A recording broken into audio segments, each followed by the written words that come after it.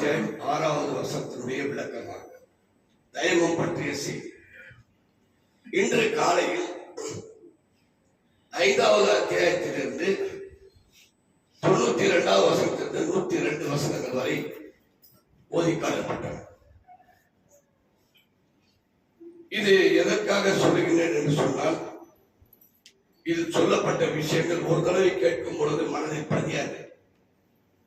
நம்ம கேட்டன ஒரு பழக்கத்தை உண்டாக்கி கொள்ள வேண்டும். அதை மறுபடியும் வீட்டில் சென்று பார்ப்பது சிறந்ததாக இருக்கும். இன்று காலையில் சொன்ன செய்திகளில் முகமது நபியுடைய வேலையை எடுத்து சொல்வதுதான். நன்மையும் நல்லது கெட்டது சமமாகாது. தேவையில்லாத கேள்விகளை நபியிடத்தில் கேட்காதீர்கள். இந்த மாதிரி செய்திகள் எல்லாம் சொல்லப்பட்டது.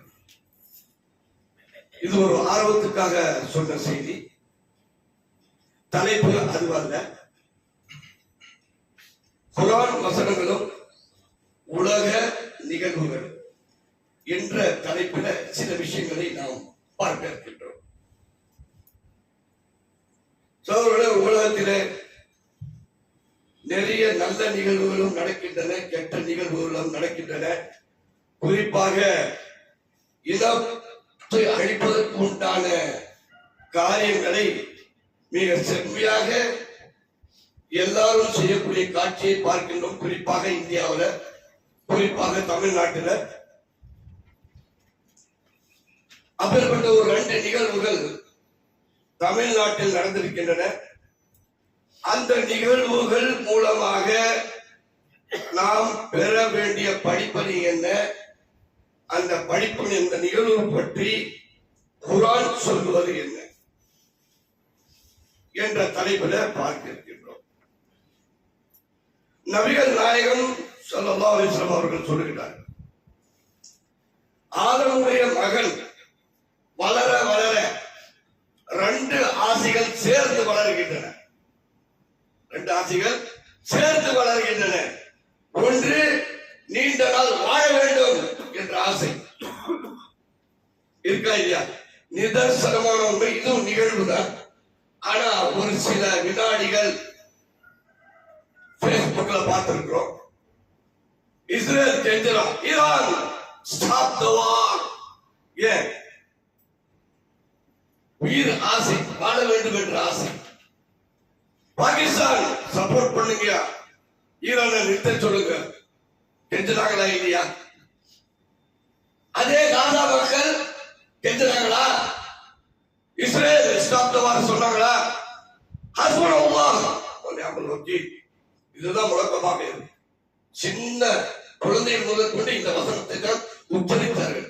எந்த அளவுக்கு ஆழமாக அந்த ஆலிம் சாக்கள் அந்த நிலைமையை சூழ்நிலை அறிந்து பதிவு செய்திருப்பார். அப்போ இதை பற்றி அல்லாஹ் சொல்லுகின்றார். 2வது அத்தியாயம் 96வது அல்-பக்ரா 96. அது அல்லாஹ் சொல்லுகிறான், பிற மனிதர்களை விட, குறிப்பாக இணை வைப்பாளர்களை விட இவர்கள் நீண்ட நாள் வாழ வேண்டும் என்று ஆசை கொள்கின்றார்கள். யாரு? யூதர்கள். இப்ப கேட்ட கெட்டனாங்களா இல்லையா? யூதர்கள் ஆசைப்படுகின்றார்கள். அவர்களில் ஒவ்வொருவரும், ஆண் பெண் அனைவரும், ஒவ்வொருவரும் 1000 வருடங்கள் வாழ வேண்டும் என்று ஆசைப்படுகின்றார்கள். முகமது நபியே சொல்லிடுங்க, 1000 வருடங்கள் வாழ்ந்தாலும், வாழ்க்கை கொடுக்கப்பட்டாலும் தண்டனையிலிருந்து தப்பிக்க முடியாது. அப்ப வார்த்தை அல்லாஹ் எப்படி சொல்ற பாத்தீங்களா? அவ்வளவு மோசம். அல்லாஹ்வுடைய சாபத்திற்குரியவர்கள் யூதர்கள். இந்த வசனம் தெளிவா சொல்லுது. அதே மாதிரி இறை அடியார்களை பற்றி அல்லாஹ் சொல்கிறார். அவர்களுக்கும் வாழ வேண்டும் என்ற ஆசை இருக்கத்தான் செய்கிறது. 6502 புகாரி அபூ ஹுரைரா ரலியல்லாஹு அவர்கள் அறிவிக்கக்கூடிய ஹதீஸ், கடைசி பகுதி, அந்த ஹதீஸினுடைய கடைசி பகுதி அல்லாஹ் சொல்லுகின்றான், ஒரு இறை நம்பிக்கையாளர், ஆணோ பெண்ணோ நம்பிக்கையாளர்களுடைய உயிரை பறிக்கும் பொழுது வேறு எந்த செயலிலும் எனக்கு தயக்கம் வருவதில்லை. ஆனால் இங்கே நான் தயக்கம் காட்டுகின்றேன். உயிரை பறிக்கும் பொழுது, ரூஹை எடுக்கும் பொழுது நான் தயக்கம் காட்டுகின்றேன்.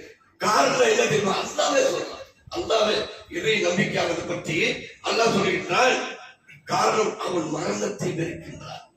மரணத்தை வெறுக்கின்றான். நான் அவனை மரணத்தின் மூலமாக நோவினை செய்வதை வெறுக்கின்றேன். எவ்வளவு அழகான செய்தி. அல்லாஹ் அக்பர். ஒரு நம்பிக்கையாளர்களுடைய இறுதி கட்டம் அல்லாஹ் தயக்க காட்டான். ஓடியாடி திருந்தவன், பயான் கேட்டவன், பயான் பண்ணவன், நல்லது பக்கம் ஓண்டவன், அத்தீன் வசியாரை சுட்டு சொல்லிக் கொண்டே இருந்தவன், தௌஹீதுல உறுதியா இருக்கவன் நடமாடிட்டு இருந்தா இப்போ எடுத்து போறேன். தயக்க காட்டான் அல்லாஹ். அப்ப அதே மாதிரி இன்னொரு ஆசை என்ன? ஆதமுடைய மகள் வளர வரல, ரெண்டு ஆசைகள் சேர்ந்து வளர்கின்றன. மகள் என்று சொன்னால் மகளும் தான் சேர்ந்து வளர்கின்றன. இரண்டாவது என்ன தெரியுமா? பணத்தாசை, பொருளாதாரம். ரெண்டு ஆசைகள் சேர்ந்து வளர்கின்றன. பணம். நபிசாசம் அவர்கள் சொல்லிட்டார்கள், ஆதமுடைய மகனுக்கு ஒரு நீரோடை தங்கத்தை கொடுத்தாலும் இன்னொரு நீரோடை இருந்தால் நல்லா இருக்குமே. அப்படிதான் நம்முடைய நிலைமைகள் எல்லாம் இருக்கு. இந்த ஹதீஸை பிரகாரம் பாத்தீங்கன்னாக்கா நம்முடைய ஆசைகள் வளர்ந்து கொண்டே இருக்கின்றன. ஒரு சைக்கிள் எத்தனை நாள் சைக்கிள் போயிருப்போம், ஒரு பைக்கு எத்தனை நாள் பைக்ல ஃபேமிலியோட போகணும், ஒரு காரு எத்தனை நாள் வாடகை வீட்டுல சொந்த வீடு. வளர்ந்தா இல்லையா ஆசை? இது தப்பு இல்லை, ஆனா இதுல மூழ்கி விடாதே என்று நமக்கு குர்ஆன் எச்சரிக்கை செய்கின்றது.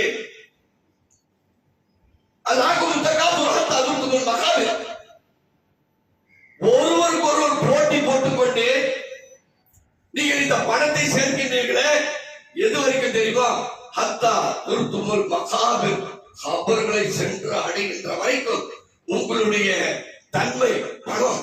பணம் ஒருவருக்கு ஒரு போட்டி வேற போட்டுக்கொண்டு நீங்கள் செய்கிறீர்களே, இதை பத்தி அல்லாஹ் சொல்கின்றான் இன்னொரு இடத்துல. இந்த இன்சானாதி ரப்பிஹி லகனூத் வ இன்னஹு அலா ஸாலிக ஷஹீத் வ இன்னஹு லிஹுப்பில் கைரி லஷதீத். மனிதன் இறைவனுக்கு நன்றி கெட்டவனாக இருக்கிறான். நன்றி கெட்டவன் என்று சொன்னால் அவனை மாத்திரமே வணங்குவதில்லை, துணையோட அவுளியாவை கூட்டுக்கிறான், அல்லாஹ்வோட அவுளியாவை சேர்க்கிறான். புரியுதுங்களா? ஆக நன்றி கெட்டவனாக இருக்கிறான். இந்த நன்றி கெட்ட தன்மைக்கு காரணம் என்ன தெரியுமா? பணம். அவன் கடுமையாக நேசிக்கின்றான். அதைத்தான் பார்த்தோம் அவிநாசியில ரிதன்யாவுடைய திருமணத்தின் அந்த நிகழ்ச்சியில. அந்த திருமண நிகழ்ச்சியில என்ன பார்த்தோம்? இவன் ஏற்கனவே மாப்பிள்ளை வீட்டுக்காரன் 15 லட்சம் 20 லட்சம் ரூபாய் வாடகையே வருது, வருது. அது அப்படியே மங்கி போச்சு. எல்லாம் குரல் கொடுத்தாங்க, இந்த மாதிரி ஒரு சம்பவமே நடக்கக்கூடாது, இந்த ரிதன்யாவோட முடிஞ்சு போயிரு சொன்னாங்களா இல்லையா? எவ்வளவு புகழ் உயர்ந்து சமூக ஆர்வலர்கள், நல்ல உள்ளம் படைத்தவர்கள் எல்லாரும் ஒட்டுமொத்தமா குரல் கொடுத்தாங்க, இந்த மாதிரி சம்பவம் நடக்கவே கூடாது என்று சொல்லும் பொழுது அவ 15 லட்சம் 20 லட்சம் ரூபாய் வாடகையே வருதுங்க. ஆசைப்படலாமா? 500 கேட்டா சவரன். அதன் பிறகு கார் 70 லட்சம் ரூபாய் காரு, 2 கோடி ரூபாய் செலவு திருமணத்துக்கு. இந்த மாதிரி அந்த திருமணத்துல 200 சவரன் கொடுக்கலாம், போய் வாங்கிக்கலாம் சொல்லிட்டு கடைசியில அந்த பெண்மணி இறந்து விட்டார். காரணம் என்ன? பணம் தான் உங்களுக்கு இருக்க. ஒரு பெண்மணி புகுந்த வீட்டை வருகின்றால் அவளை வாழ வைக்கிறதுக்கு ஒரு துப்பம் இல்ல. நீ போய் கையேந்திரிய, நீ ஏழையா, நீ பிச்சைக்காரனா? நீ இல்ல, அந்த மாதிரி எல்லாம் இல்லவே இல்லை. ஆனா கேட்டாரா இல்லையா? அப்ப ஒருவருக்கு ஒரு போட்டி. பணம் எவ்வளவு வந்தாலும் என்ன பண்ண போற? உனக்கு 15 லட்சம் ரூபாய், உனக்கு ஒரு மாசத்துக்கு 20 லட்சம் ரூபாய் வருது, அதனால நீ தங்க முலாம் பூசை இட்லியா சாப்பிட போற. நான் 1 கோடி ரூபாய் ஒரு மாசத்துக்கு சம்பாதிக்கிறேன், அதனால நான் சாப்பிடக்கூடியது தங்க முலாம் பூசை இட்லி. அப்படியா? அதே 10 ரூபாய் இட்லி தான். என்ன ஐடென்டிட்டி உங்களுடைய ரேஞ்சுக்கு தகுந்தவாறு 5 ஸ்டார் ஹோட்டல்ல சாப்பிடுவேன், ஒரு இட்லி 1000 ரூபாய் சொல்லுவான். புரியுதா? அந்த ரேஞ்சு தான் போக முடியுமா? ஒழிய அந்த இட்லியை மாத்தி சாப்பிட முடியுமா? முடியாது. அல்லாஹ் சொல்லுகின்றான், மோமின்களை பார்த்து படிப்பினை பெறணும். ஒரு திருமணம் பணத்தை வைத்து செய்யப்பட்டதால் எவ்வளவு மோசமான விளைவுகளை சந்திக்க நேர்ந்தது. அவங்க அப்பாவும் சரியில்லை, அவன் வாரி வாரி கொடுத்திருக்கிறான். இந்த மாதிரி கொடுத்ததால் அவனை கேள்விகள் கேட்டிருக்கிறான். புரியுதுங்களா?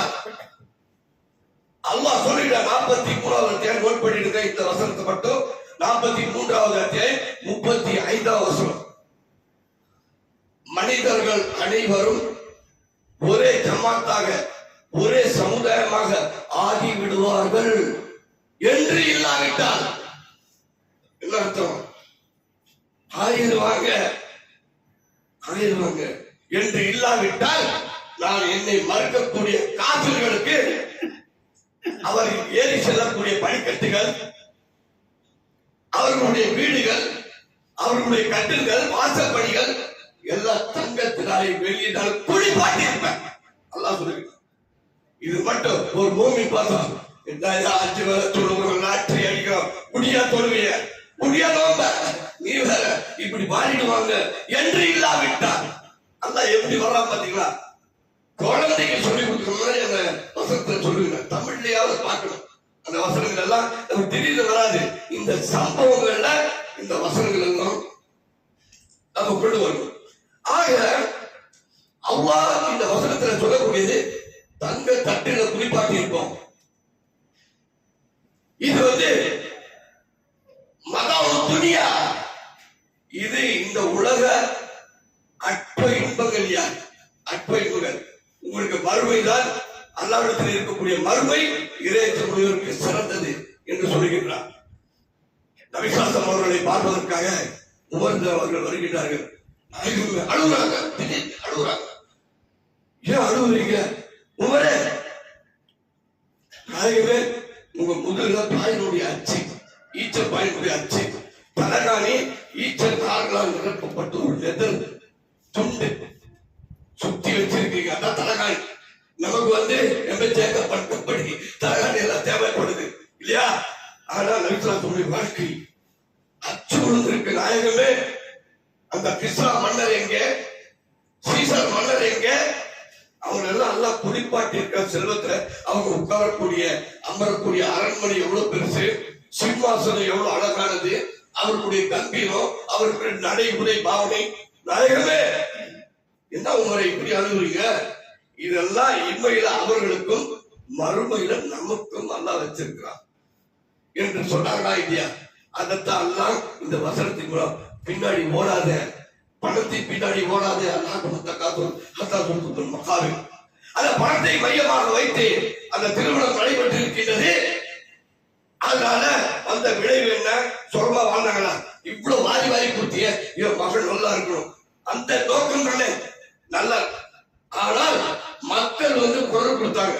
அதுல ஒருத்தர் சொல்றாரு யூடியூப்ல, என்னதான் இருந்தாலும் ஒரு ஆணையுடைய குணத்தை தாங்க பார்க்கணும், பணத்தை பார்க்கிறாங்க. 1400 வருடங்களுக்கு முன்பு நபி ஸல்லல்லாஹு அலைஹி வஸல்லம் சொன்னாரு. நீ இன்னைக்கு சொல்லிட்டு இருக்கிறப்பா, நாயகம் ஸல்லல்லாஹு அலைஹி வஸல்லம் சொன்னது. ஒரு பெண்ணை தேர்ந்தெடுப்பதாக இருந்தால், திருமணத்துக்காக வேண்டி தேர்ந்தெடுப்பதாக இருந்தால் 4 காரணத்துக்காக. ஒன்று அழகுக்காக, பாரம்பரியத்துக்காக, சொத்துக்காக, மார்க்கப்பற்றுக்காக. மார்க்கம், தீன். இந்த மார்க்கப்பற்றை நீ தேர்ந்தெடுத்துக் கொண்டு வெற்றி அடைந்து கொள் சேர்த்து சொல்றாங்க. மார்க்கப்பட்டுள்ள பெண்ணை நீ தேர்ந்தெடு, வெற்றி அடைந்து விடு. வெற்றி நிச்சயம் அதுல இருக்கு. இது மட்டுமில்ல, இப்ப தேர்ந்தெடுக்கக்கூடியவர் மார்க்கப்பட்டுள்ள பெண்ணை தேர்ந்தெடுப்பதாக இருந்தால் அவரும் தலை சிறந்த தொழுகையாளியாக, நோம்பாளியாக, மதுபானங்களை நேசிப்பவராக இல்லாமல் வெறுக்கக்கூடியவராக, தௌஹீதுல இருக்க வேண்டும் இல்லையா? அப்ப உன்னுடைய தேர்வு சரி. நீ சரியில்லை, மார்க்கப்பட்டுள்ள பெண்ணு வந்தா அவளுக்கு எடுத்து போவா இல்லையா? அப்ப ரெண்டுத்தையும் உள்ள அடக்கிதான் ரசூலுல்லாஹ் சொல்றாங்க. தேர்ந்தெடுக்கக்கூடியவர் அதை விட சிறந்தவராக இருக்க வேண்டும். இது அன்னைக்கே சொல்லிட்டாங்க, நீ இன்னைக்கு சொல்லிட்டு இருக்கிய. அப்ப இந்த மாதிரி வசனங்கள் இத இப்ப இந்த சமுதாயத்துல 1960ல சட்டம் கொண்டு வர்றாங்க இந்தியாவுல. வரதட்சணை தடுப்பு சட்டம் ஒண்ணு பிரயோஜனம் இல்லை. 1980கள்ல மாத்துறாங்க. வரதட்சணை ஒழிப்பு சட்டம் ஒழிக்கப்பட வேண்டிய ஒன்று. எல்லாம் புரிந்து வைத்திருக்கிறார்கள். அப்ப ஏன் அரசு பண்ண? அவர்களுடைய இல்ல கேட்டா அவர்களா விரும்பி கொடுக்கிறாங்க. நம்மவர்கள் இன்னைக்கு அப்படிதான் சொல்றாங்க. அவர்களாக சொல்லி கொடுக்கிறார்கள், அது எப்படி வேண்டாம்னு சொல்றது? அவங்க நாங்க கேட்கலீங்க. இப்படி சொல்லுவதால் நம்ம ஒண்ணும் செய்ய, ஒரு வாக்கியம் சொல்றாங்க, ஒண்ணும் செய்ய முடியல. புரியுதுங்களா? ஆக இந்த மாதிரி இருக்கும் பொழுது இந்த சட்டம் வந்து கூட மாற்ற முடியலையே. மாற்ற வேண்டும் என்று சொன்னால் இப்ப ஜமாத்தை நடத்தி காட்டிச்சாங்க. 30 வருஷம் உழைப்பு இன்னைக்கு உழைச்சிட்டா இருக்கிறோம். வரதட்சணை உழைப்பு மாநாடு கூட்டமா இல்லையா? ஆரம்பத்தில் மாநாடா போட்டோம், கொஞ்சம் கொஞ்சமாக மக்கள் மத்தியில் எடுத்து சொன்னோம். பாபா அலைநாயகர் பலாவன் நபி எடுத்து சொல்லுவதுதான் உங்களுடைய வேலை. மக்களுக்கு சொன்னோம், மக்கள் இறையச்சக்கூடிய மக்கள் மாறினாங்க.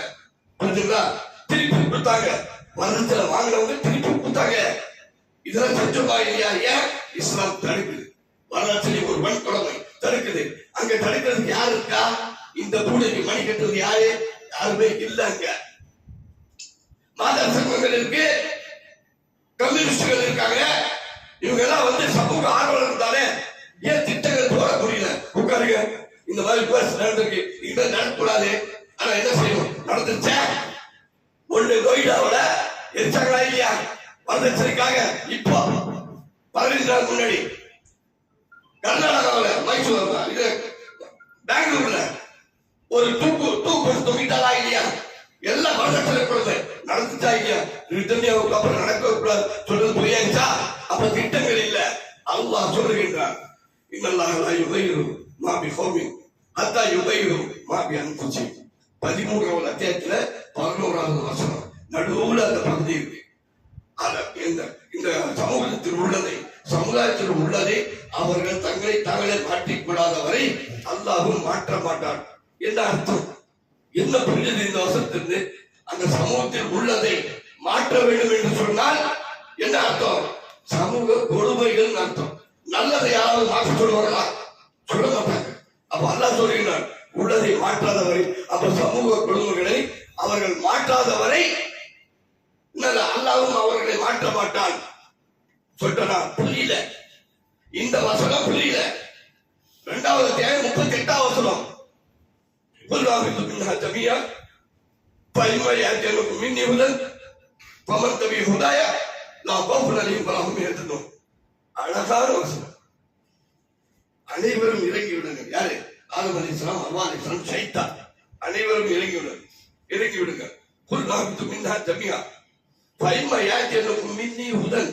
என் பொறுத்து ஆதமே, நீங்க மாணவர்களுக்கு பாடத்தை நடத்துற ஆசிரியர் நீங்க, அதனால அறிவிற்கு நிற்கிறாதீங்க. புரியுதா?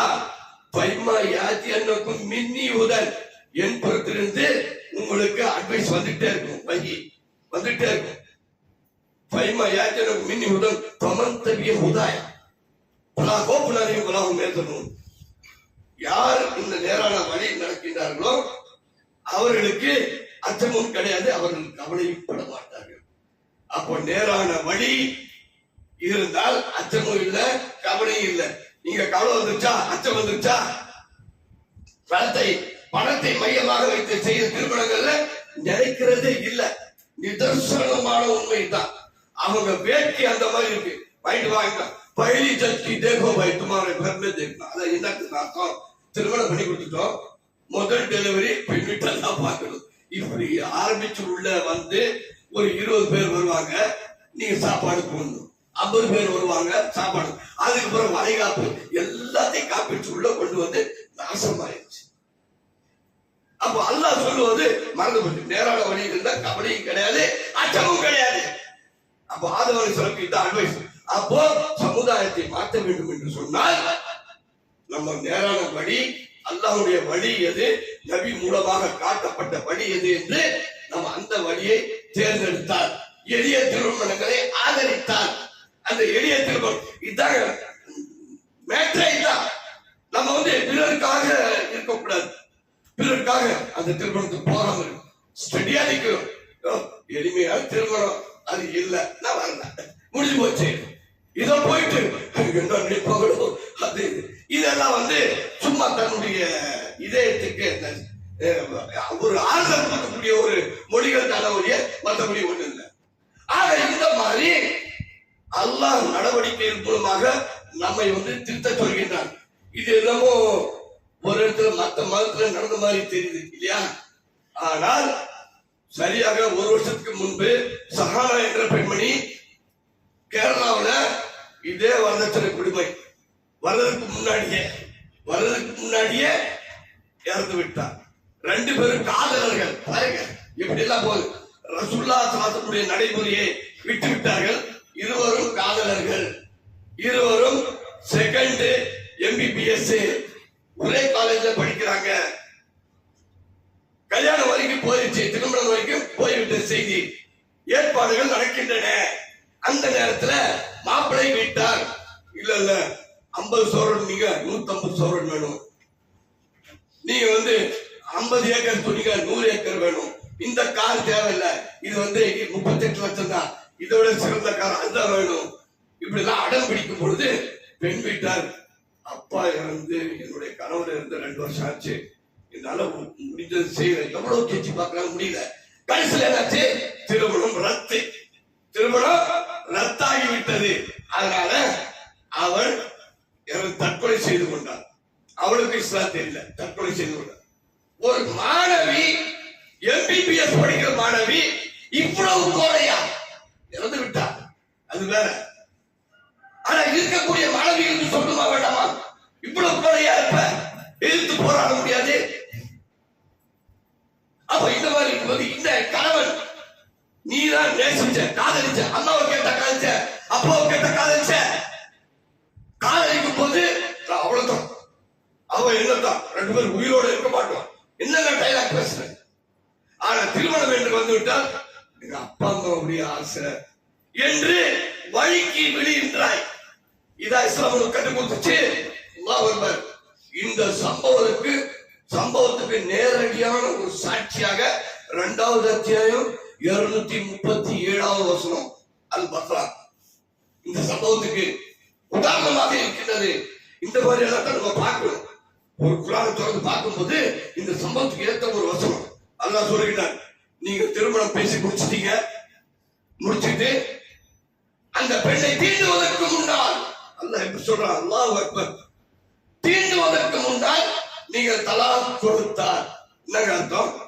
நிக்கா நடப்பதற்கு முன்பு அல்லது நிக்கா நடந்த அந்த மஜ்லிஸ்லயே இந்த பெண்மணி வேண்டாம், அவ ரொம்ப தேம்பி அழுகுறா, யாரையோ காதல் நிக்கிறாளா, இப்படி எல்லாம் ஏதாவது வந்துச்சு வைங்க. அப்போ தீண்டுவதற்கு முன்னால், முதல் இரவுக்கு முன்னால், தீண்டுவதற்கு முன்னால் இவ்வளவு தெளிவா அல்லாஹ் சொல்றானே, எதற்காக? நீங்கள் பேசிய மகரில் பாதி கொடுத்து விடுங்க. 3 லட்சம் பேசுறியா, 4 லட்சம் பேசுறியா, 2 லட்சம் கொடுத்துரு. 2 லட்சம் கொடுத்தியா சொல்லுவது படைத்த ரப்புல் ஆலமீன். எவ்வளவு அழகான ஒரு சட்டம் குர்ஆன் சொல்லுது. நமக்கு தீண்டுவதற்கு முன்னால் இதை பார்த்திருப்போமா? நம்ம இந்த மாதிரி வசனத்தை பார்த்திருப்போமா? இந்த மாதிரி சம்பவங்கள்ல தேடுதல் வேட்கை இருக்கும் பொழுது தெரிய வருது. தீண்டுவதற்கு முன்னால் என்னதான் இருந்தாலும் விட்டு கொடுக்கலாம், பெண்களும் விட்டு கொடுக்கலாம், ஆண்கள் விட்டு கொடுப்பதுதான் சிறந்தது, இறையச்சத்திற்கு சிறந்ததாக இருக்கும்.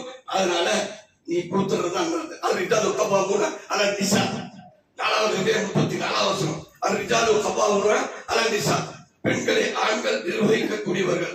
அந்த ரீதியில உனக்கு சக்தி கொடுத்துருக்க, நீ பொருளாதாரத்தை சேர்க்கின்ற. அதனால நீ கண்ணியமாக நடந்து கொள். திருமணம் ஆகல இருந்தாலும் பேசுனதுக்கு கொடுத்து மகர கொடுக்க சொல்லுது.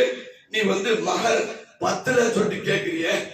அப்ப இந்த அளவுக்கு மோசமான விளைவுகளை ஏற்படுத்தக்கூடிய விதத்துல 2 நிகழ்வுகள் நடந்திருக்கு. இன்னொன்று நிமிஷா பிரியா, அவ யமன் நாட்டில் இருக்கக்கூடிய தன்னுடைய கணவனாக இருந்த திருமணம் செஞ்சுட்டா, இங்கே திருமணம் பண்ணிட்டா. அங்க கிளினிக் ஓபன் பண்றதுக்காக அங்க இருக்க யமன் நாட்டை சேர்ந்த குடியுரிமை பெற்ற அந்த குடிமகனுடன் திருமணம் செய்து கொண்டால் அது கிளினிக் ஓபன் பண்ணா தகராறு ஆயிடுச்சு. அவ பாஸ்போர்ட் புடுங்கி வச்சுட்டா. பாலக்காட்டை சேர்ந்தவ பாஸ்போர்ட் புடுங்கி வச்சதுனால இவ சொந்த நாட்டுக்கு திரும்ப முடியல. அதனால மயக்க ஊசி போட்டா. இவ நர்ஸ், மயக்க ஊசி போட்டா டோஸ் அதிகமாச்சு, இறந்துட்டான். இதோட அப்படியே ஆஃப் ஆயிடுச்சா. அதுக்கப்புறம் கண்டுபிடிச்சு பார்த்தா உடல் பாவம் துண்டு துண்டா ஒரு டேங்கர்ல கிடக்குது.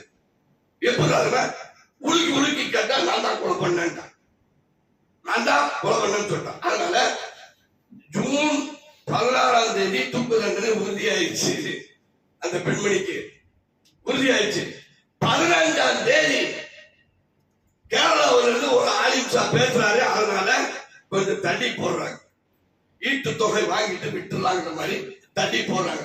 இது எதற்காக சொல்கிறேன் என்று சொன்னால் 31வது 34வது 5 விஷயங்கள் அல்லாஹ்வுக்கு மாத்திரம் தான் தெரியும். மழை எப்பொழுது பெய்யும், குழந்தை கர்ப்பப்பை ரகசியங்கள், அதே சமயத்துல அவன் என்ன சாப்பிடுவான், எங்க மரணிப்பான், 5 விஷயங்கள் அல்லாஹ்வுக்கு தான் தெரியும்.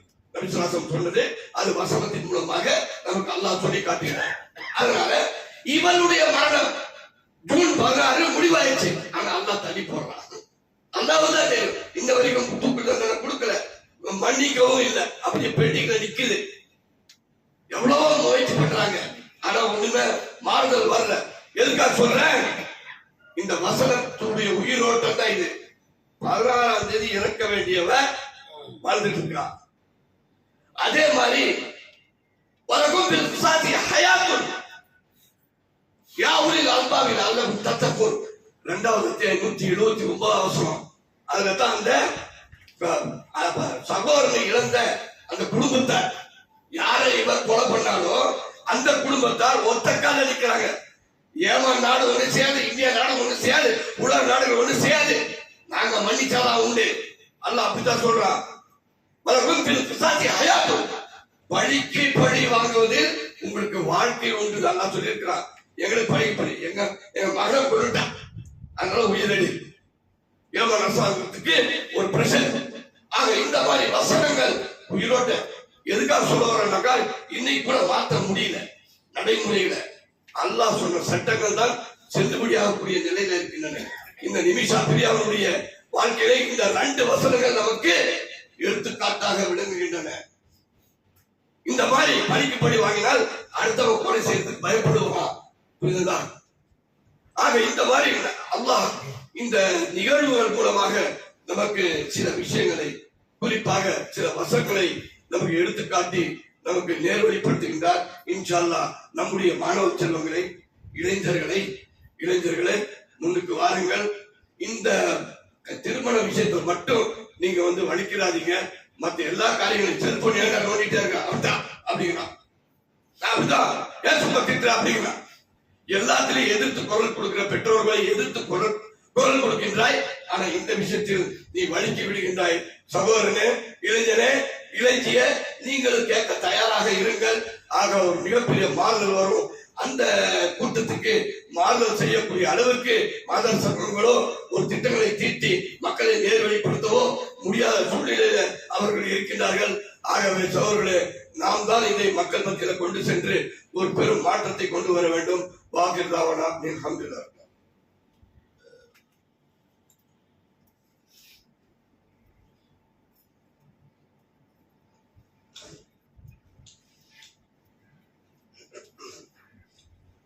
சகோதரர்களே, ஆரம்பத்தில் ஒரு ஹதீஸ் சொன்னோம்.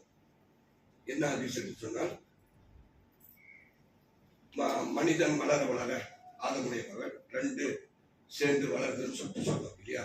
அது போல இன்னொரு ஹதீஸ் நபி ஸல்லல்லாஹு அலைஹி வஸல்லம் சொல்லுகிறார்கள், ஆதமுடைய மகன் என்னுடைய சொத்து என்று மார்த்தட்டி கொள்கின்றானே, அவனுடைய சொத்து எது என்று பார்த்தமையானால் அவன் உண்டு கழித்ததே ஒண்ணு, 2வது உடுத்தி கிழித்தது. அதாவது உடுத்தி ரொம்ப பழசாச்சு, என்ன ஒரே சட்டையை போட்டிருக்கீங்க, மாற்ற வேண்டாமா என்று சொல்லும் போது, அல்லது பண்டிகையில் வரும்போது புதுசா ட்ரெஸ் வாங்குறது, அப்ப பழசுதான். உடுத்தி கிழித்தது, உண்டு கழித்தது உன்னுடைய சொத்து. நீ நினைச்சிட்டு இருக்க 5 ஏக்கர் நிலம், 2 வீடு, 2 கார் என்னுடைய சொத்துங்கிற. இல்ல, உன்னுடைய சொத்து கிடையாது. அது உன்னுடைய சொத்து. நீ உடுத்தி கிழித்தது, உண்டு கழித்தது. இன்னொன்னு சொல்றாங்க அந்த ஹதீஸ்லயே தர்மமாக கொடுத்து மிச்சப்படுத்தியது. வார்த்தை பார்த்தீங்களா, நபிசுல்லாஹுடைய வார்த்தை, தர்மமாக கொடுத்து மிச்சப்படுத்தியது. அப்ப நாளைக்கு மறுமை நாள்ல நமக்கு உதவியாக இருக்கக்கூடியது இந்த தர்மம் தான். இந்த தர்மத்தை ரொம்ப லேசா நினைக்கிறோம். இந்த தர்மம் கொடுக்கக்கூடிய வாய்ப்புகள் கிடைக்கும் பொழுது நாம் கண்டு காணாமல் அல்லாஹ்வுக்காக செய்து விட வேண்டும். தூய சம்பாதியத்தில் ஒரு 100 ரூபாய் பேரிச்சம்பழம் அளவுக்கு யார் தர்மம் செய்கின்றார்களோ அவர்களுடைய அந்த தர்மத்தை வலது கையால் நான் பெற்றுக் கொள்கின்றேன். அல்லாஹ் எவ்வளவு மரியாதை கொடுக்கிறான் பாருங்க. வலது கையால் நான் பெற்றுக் கொள்கின்றேன். பெற்றுக்கொண்டு அதை மறுமை நாள்ல நீ அன்னைக்கு 100 ரூபாய் கொடுத்தல, பேரிச்சம்பழம் கொடுத்தல, உஹது மலை அளவுக்கு இது உன்னுடைய தர்மம். அது அல்லாஹ் குதிரை குட்டியை வளர்ப்பது போல அல்லாஹ் வளர்க்கின்றான். நாளைக்கு உங்களுக்கு தெரியும், இது அழகிய கடன்.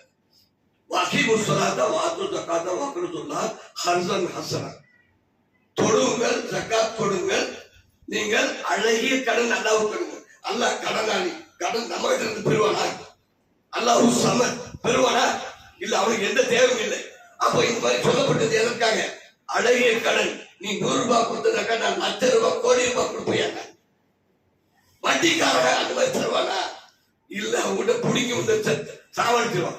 ஆக இந்த மாதிரி அல்லாஹ் திருப்பி தரும் பொழுது தயால குணம். இதைத்தான் வந்து அல்லாஹ் இந்த ஹதீஸ்ல நபி ஸல்லல்லாஹு அலைஹி அவர்கள் நீ தர்மம் கொடுத்து மிச்சப்படுத்தியது. சாது ரலியல்லாஹு அன்ஹு அவர்கள் இருக்கின்ற தருவாயில நாயகமே எல்லாத்தையும் கொடுத்துருங்க, அல்லாஹ் நினைப்பாரு. இல்ல இல்ல வேண்டாம், கொடுக்க கூடாது. பிள்ளைகளை வந்து வறுமையில விட்டுட்டு போக கூடாது. ஒரே ஒரு மகனா இருக்கிறான், சரி பாதி மகளுக்கு பாதி இது ஜாஸ்தி தான்ப்பா, அப்ப 3ல் 1 பங்கு தர, 3ல் 1 பங்கு. அதுதான் நபி ஸல்லல்லாஹு அலைஹி அவர்கள் பெற்றார். 3ல் 1 பங்கு நீங்க கொடுங்க சொல்லிட்டு பெற்றுக் கொண்டார். ஆக எதுக்காக சொல்ல வந்தா, கடைசி நேரத்துல கூட அந்த தர்மம் செய்ய வேண்டும் என்ற அவா சஹாபா பெருமக்கள் மத்தியில இருந்துச்சா இல்லையா? சஹாபா பெருமக்கள் மத்தியில இருந்துச்சு. ஆக இதைத்தான் அல்லாஹ் தஆலா ஃபயகுல் ரப்பி லௌலா அத்தனி இலா அஜலின் கரீம், ஃபயகுல் ரப்பி லௌலா அத்தனி இலா அஜலின் கரீம் ஃபஸத்தக வகும் மினஸ் சாலிஹீன். மௌத் வரதுக்கு முன்னாடி நீங்க தர்மத்தை செய்யுன்னு சொல்லிட்டு அல்லாஹ் சொல்லிட்டு அவர்கள் ஃபயகுல் ரப்பி, அந்த நேரத்தில் அந்த மக்கள் சொல்கிறார்கள் ஃபயகுல் ரப்பி லௌலா அத்தனி இலா அஜலின் கரீம். அந்த நேரத்தில் சக்கராத் நேரத்தில் அல்லாஹ் ஒரு 2 நாள் ஒரு 3 நாள் அவகாசம் கொடுத்தா அப்புறம் உயிர் எடுத்துக்கோ. இந்த 3 நாள்ல சதகா முதல்ல செய்கின்றோம். சதகா வாக்கும் சாரி தொழுதுட்டு வர்றோம் சொல்ல, சதகா கொடுத்துட்டு வந்துடுறோம். அப்போ சதகாவுக்கு அவ்வளவு முக்கியத்துவம் வந்து இஸ்லாம் கொடுக்கின்றது. சவர்களே, நம்ம வீண் விரயத்துல வந்து பிரியாணி எவ்வளவு தெரியுமா வேஸ்ட் ஆகுது? சாப்பிட முடியும் எல்லாருக்கும். நம்ம அழையா விருந்தாளி சொன்னாங்கல்ல, அந்த மாதிரி நிக்கா பிரியாணி, வலிமா பிரியாணி வந்து எல்லாருக்கும் வந்து டிஸ்ட்ரிபியூட் பண்றாங்க. இது ஏன் இல்லைங்க, எதிர்பார்த்த மக்கள் வரல. இப்ப எவ்வளவு ஏழைகள் இருக்காங்க. ஆக சகோதரர்களே, இதெல்லாம் வீண் விரயத்திலிருந்து தப்பித்து நாம் அல்லாஹ்வுடைய ஓப்பை பெறக்கூடிய மக்களாக மாறுவோம். நாம் இந்த வசனங்களை எல்லாம் வந்து நாள்தோறும் ஒரு சீட்டை சும்மா திறந்து பாருங்க, ஏதாவது ஒரு வசனம் தென்படும். அந்த வசனத்தின் பிரகாரம் நம்முடைய வாழ்க்கையை நாம் செம்மைப்படுத்திக் கொள்வோம். வாகிர்தாவானா அல்ஹம்துலில்லாஹ். கடைசியாக இன்று ஜும்மா நேரம் வளமையாக எப்பவுமே சொல்றதுதான், ஜும்மா நேரத்துல ஒரு நேரம் இருக்கின்றது. அது அத்தியாயத்தில் அல்லாஹ் வச்சிருக்கிறார். நபி ஸல்லல்லாஹு அலைஹி அவர்கள் சொல்லுகிறார்கள், அந்த அத்தியாயத்தில் எல்லா துஆக்களையும் ஓதிவிட்டு சலாம் கொடுப்பதற்கு முன்பு இமாம் அவர்கள் ஒரு 1/2 நிமிஷம் கூடுதலாக உங்களுக்கு அந்த டைம் கொடுப்பாங்க. அந்த நேரத்துல நீங்க எது வேணாலும் கேட்கலாம். இது ஜும்மாவில் தான் முடியும், ஜும்மாவில் தான் அறிவிப்பும் செய்ய முடியும். இல்ல ஜும்மா வியாழக்கிழமை செய்ய முடியாது, புதன்கிழமை செய்ய முடியாது. அதனால்தான் இந்த மேடையில சொல்றோம், இன்ஷா அல்லாஹ் இப்பேற்பட்ட ஒரு நல்ல வாய்ப்பு நம்முடைய இந்த தேசத்துல நம்முடைய வாழ்க்கை மாற வேண்டும். இந்த பாசிச கும்பல் ஒழிய வேண்டும். காசா மக்கள் நிம்மதியாக வாழ வேண்டும். அவர்களுக்கு ஒரு நல்ல வாழ்வு அமைய வேண்டும் என்று நாம் நம்முடைய மக்களுக்காகவும் நம்முடைய தேச மக்களுக்காகவும் பிரார்த்திப்போம். அல்லாஹ்வுடைய ஓப்பை பெறுவோம். வாகிர்தாவானா அல்ஹம்துலில்லாஹ்.